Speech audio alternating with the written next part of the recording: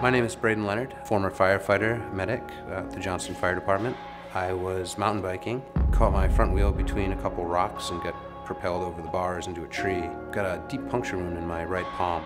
A rare infection nearly kills a local firefighter. My body started shutting down. I had a massive infection. They ended up putting me in a medically induced coma, and I woke up a week later and my hand had to be amputated in order to save my life.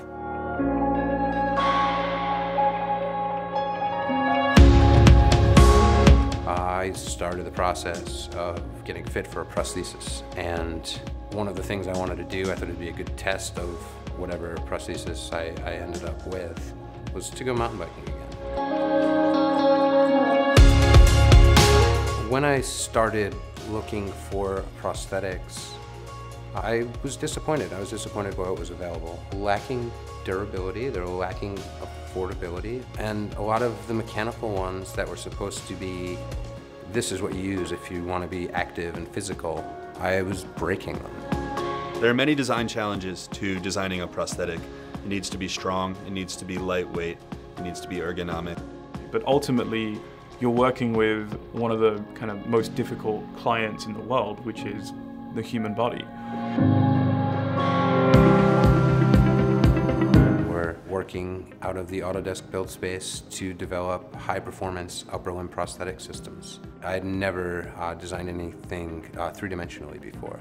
This is really important to me, to make these components, to make like everything that I'm going to make. It has to be strong, it has to withstand a lot of abuse, and it has to be affordable and accessible.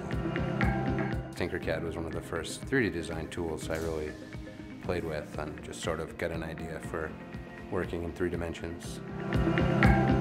So here at Autodesk, we have dozens and dozens of different software platforms. Most of these programs are digital modeling programs, and they also have integrated CAM functionality. CAM is computer-aided manufacturing or computer-aided machining. It not only incorporates the 3D scanning and then from that data the modeling side of our capabilities, but we are also able to utilize a lot of our 3- and 5-axis machine tools to actually create some of the interlock components of his prosthetics. Machines are easier to use, setting things up is easier than it's ever been, and accessibility and availability of those tools is higher than ever too.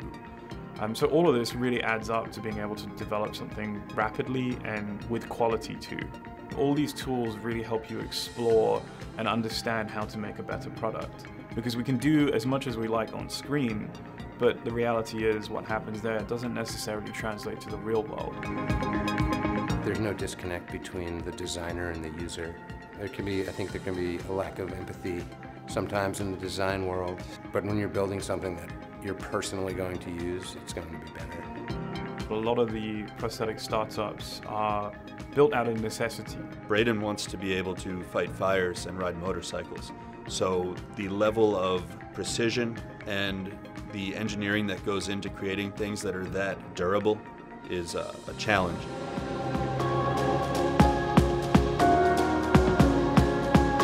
We started designing prosthetics for others through my partner Mike Nunnery's prosthetics practice. He comes across situations on a regular basis where someone needs a solution that they can't find. I think the greatest reward for this sort of work is, seeing that stoke, just seeing someone excited to be riding a bike or something that works when it clicks, that helping people be active.